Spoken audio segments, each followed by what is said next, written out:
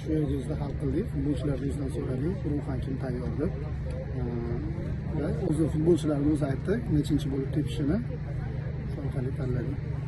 Keyingi o'yinda Muhammad Hakimov yordam bera olmaydi bizga. Albatta endi o'zi bugun g'alaba qozonganimiz yaxshi bo'ldi. O'zi umuman biz normal g'alaba qozonamiz. Doimiy ravishda bosim ostida ushlab turish kerak.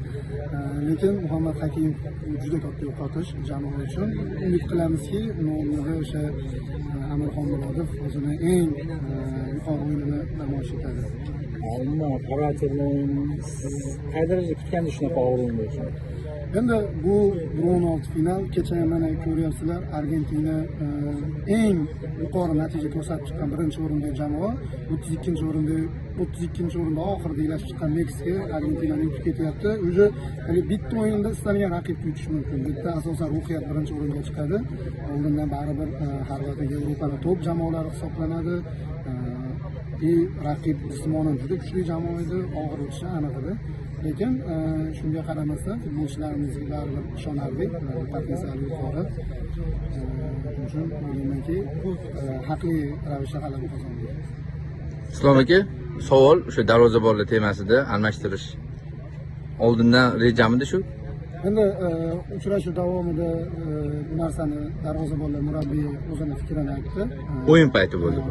Yo'q, uchrashuvdan oldin ham lekin uchrashuvdan oldin bu aniq rejaga kirmagandi, lekin o'yin davomida o'sha bir-biridan keyin darvozabonlar murabbiyi o'zini fikrini aytdi.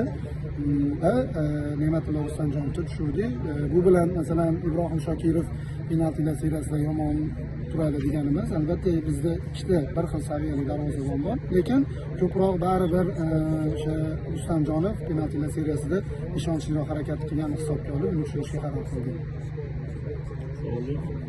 Italiya haqida so'ramoqchi. Italiya haqida so'ramoqchi edim. Bundan oldin zaraniya deydi-yu, ko'rilganmidi?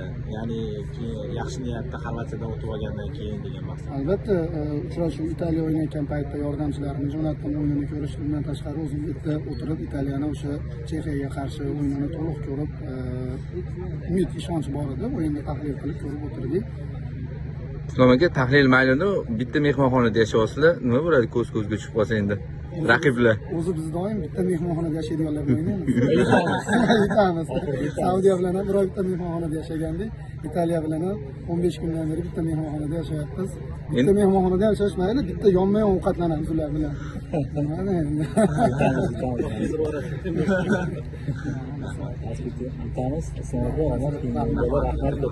Rahmat.